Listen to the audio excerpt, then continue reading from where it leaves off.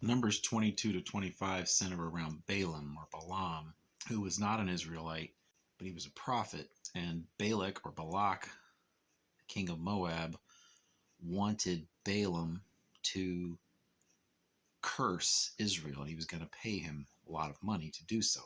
But Balaam said, I can only say what God tells me to say. Multiple times when Balaam is with Balak, Balak's expecting a curse, and Balaam can only say a blessing. And this, of course, makes Balak very angry. He keeps trying it. Balaam has Balak do a bunch of sacrifices before he attempts to curse Israel, but Balaam is very honest with Balak as far as the fact that he can only say what God tells him to say. But every time he only speaks blessings of Israel because that's all God will allow him to say. At a superficial reading, you might think Balaam is a good guy, but he's really interested in the money. In these chapters, there's also the account where Balaam is riding his donkey, and his donkey is uncharacteristically stubborn and won't go where he wants her to go, and he keeps hitting her, and then the donkey starts talking to him. The donkey actually saved Balaam's life because the donkey could see an angel who was there ready to kill Balaam and wouldn't go forward. So eventually Balaam can see the angel and has a conversation with the angel.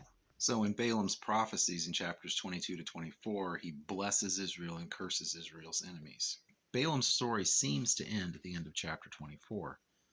And then chapter 25, there's a major issue with Israel having immoral sexual relations with Moabites and partaking in Moabite idolatry. But we learn in chapter 31 that this was the advice of Balaam to Balak to cause Israel to sin.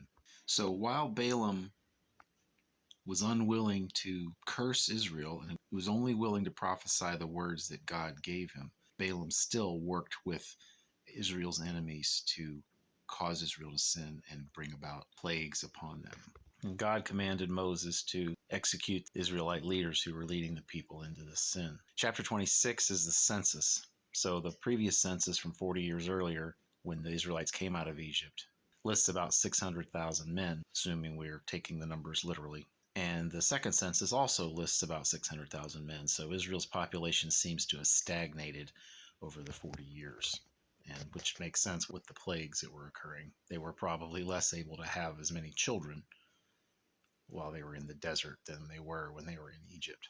At the beginning of chapter 27, there's a case of a man who died, leaving only daughters and no sons, and his daughters come and ask, why should our father's name be taken away from his family just because he had no sons? And God says they're right, and he makes a provision for his daughters to have inheritance. In the second half of chapter 27, God tells Moses it's about his time to die. He allows him to go up into the mountains and see over into the promised land, but he does not allow him to enter it because of the time that he struck the rock instead of speaking to the rock as commanded.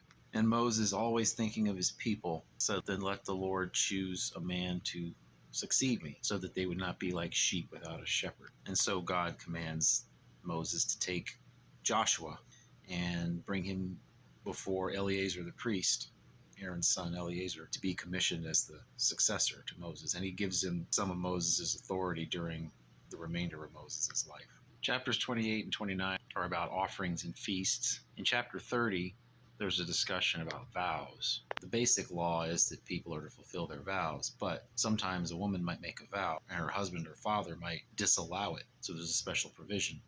If she makes a vow and her father or husband refuses to allow her to fulfill it, then she's not held responsible for that vow.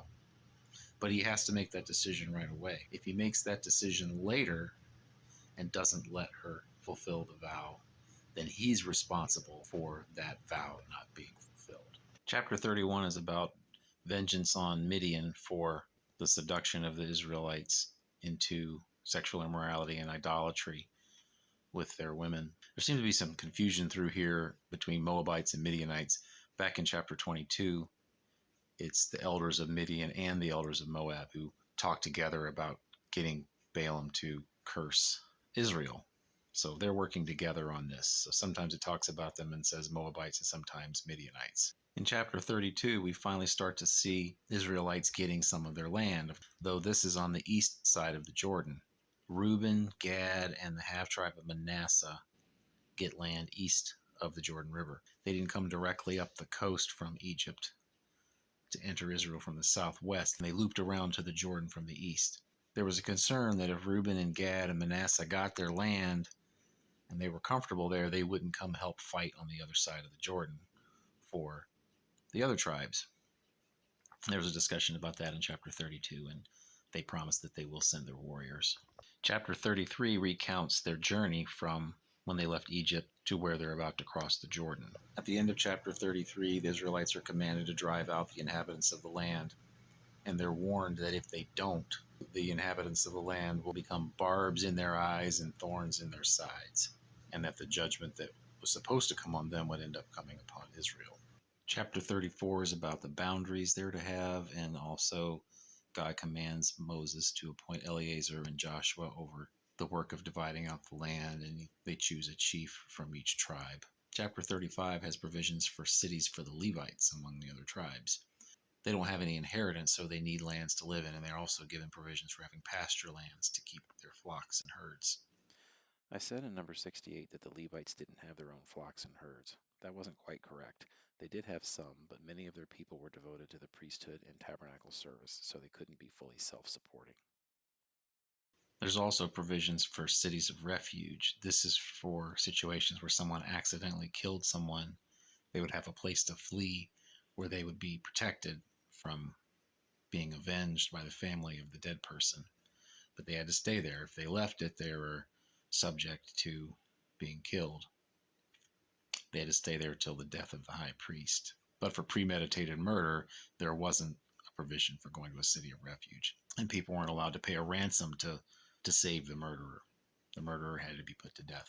The final concern in Numbers is what happens to the inheritance if, in the case of a female heir, and then she marries into another tribe, then their land would get transferred to another tribe. So there's a provision there that the daughters who inherit from their father have to marry within their own tribe, and the women who brought this situation in the first place obeyed that.